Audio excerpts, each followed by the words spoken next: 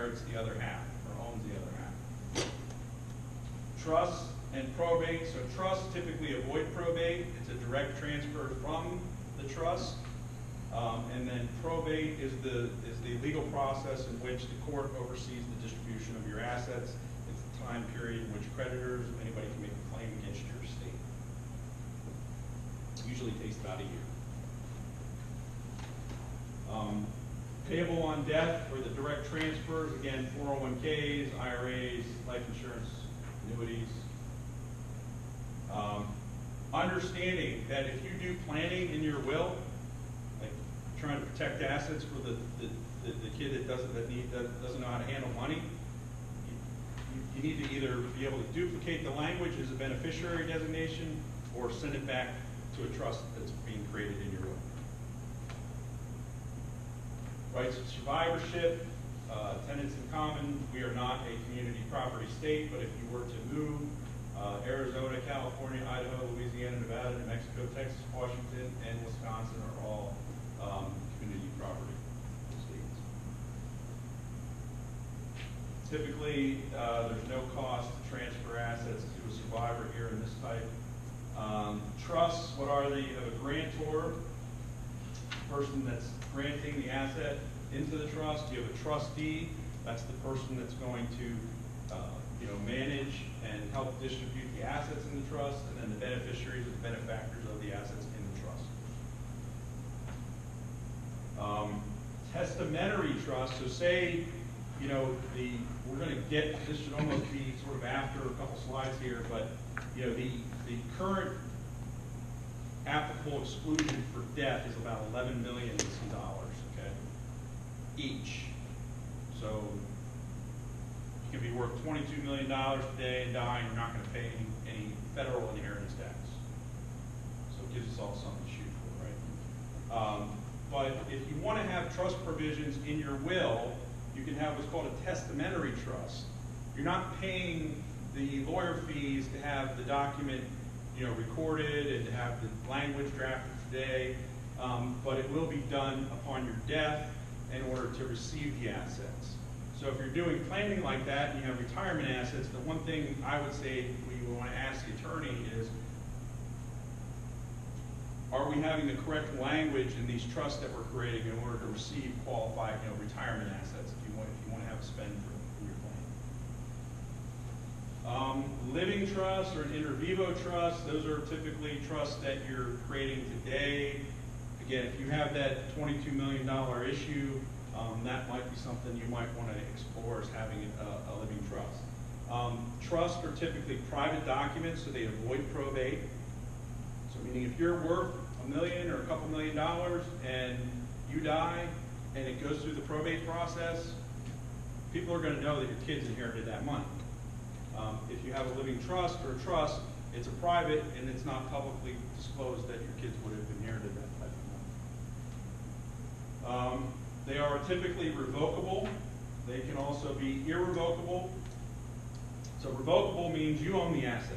If you set up a living trust, if I set up Vince Catalano Living Trust using my social security number, I technically own the assets, but it's titled in the name of my trust.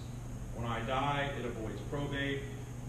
The no-brainer for those is if you own real estate in multiple states. Like, so if you have a beach house at the beach and you have a house here, you might want to consider having a revocable trust to own the real estate at a minimum, because if you die, you would have probate in both states.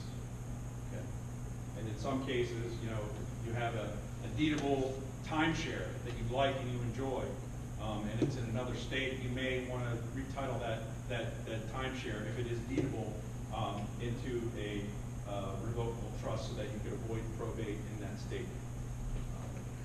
For anybody, if you have like Marriott vacation shares, they don't. That doesn't. Irrevocable means you cannot change it. So once you put assets into the trust, they're there. There's a CRAT or a charitable remainder trust there. That can be a tax play sometimes for people if they have gains in investment accounts. You can put money into there. You can avoid capital gains by putting it into the charitable remainder trust, and then you can also get income out I've seen that works great for people. I've seen it also as a great tool. I have a client, they're both in their, she's gonna be 80, he's already like 86, I think. But his sister set these up for her siblings. So she put the money in, got the tax break, you get a tax, at the time, most people aren't getting charitable deductions now, but they were able, she got the charitable deduction for that. She set it up, she was able to liquidate assets, didn't have to pay capital gains, and then they're all kicking out income to all her siblings.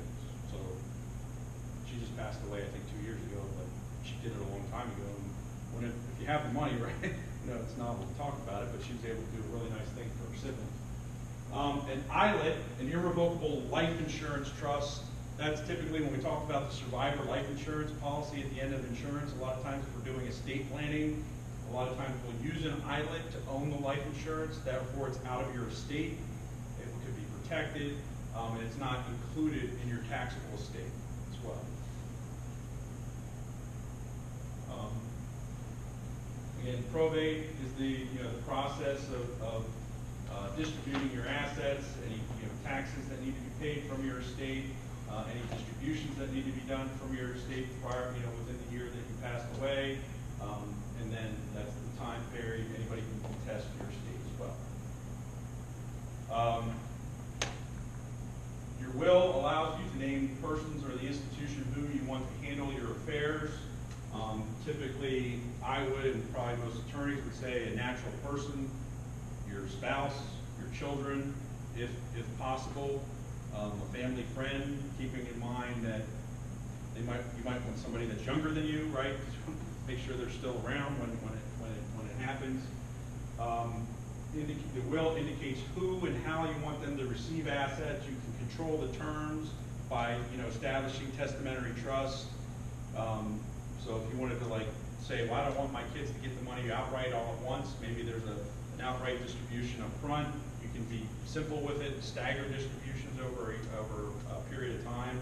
Maybe they get so much in 5 years, so much in 10 years, so much in 15 years. You can get really cute with it if you want to. You can say they can take 10% out a year. You can make other exceptions to distributions, like if they buy a car, buy a house, qualified education expenses. You can do, the sky's the limit. Just remember that attorneys charged by the letter. Is anybody an attorney in here? So, understanding how the probate, if you're going to relocate. Is anybody thinking about relocating your retirement to a warmer climate? So understand, Florida is always the #1 answer. That Florida's tax situation and their tax laws are actually a little bit better than Pennsylvania's. Pennsylvania's not bad, but there's no inheritance tax in Florida. In Pennsylvania, there is a 4.5% inheritance tax to your children, 9.5% to siblings, and then anybody else it's 15%. Do you want to control assets from the grave?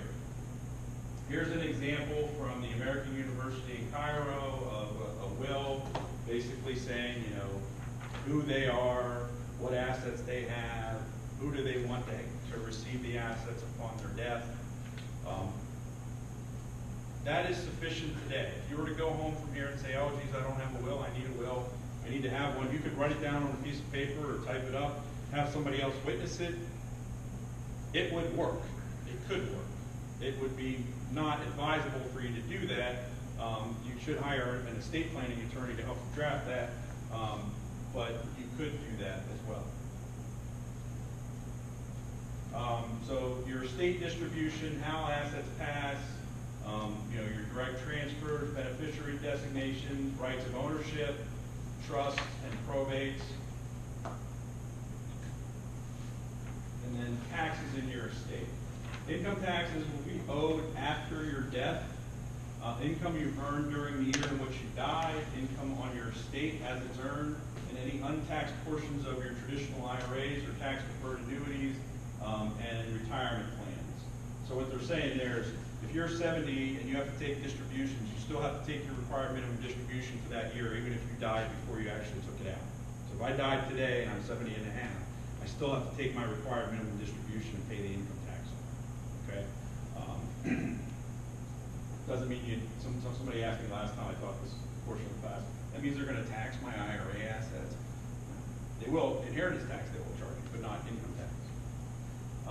Capital gains tax, one of the things is there's a step-up basis upon your death. So spouses get a 50% step-up basis. So if you own a rental property or a beach house and your spouse dies, you get a 50% step-up basis. So if I paid, you're saying beach house, so if I paid $500,000 for it, right, it's worth $1 million now. My basis is now $750,000 for my spouse. If your kids inherit it, they get 100% step-up basis. So now if it's worth $1 million, their cost basis is $1 million, and if they sell it after that, they're only going to pay, capital gains on anything they sell, any value above the $1 million in value. So where that comes into play sometimes too is that people say, well, I'm just going to give my house to my kids.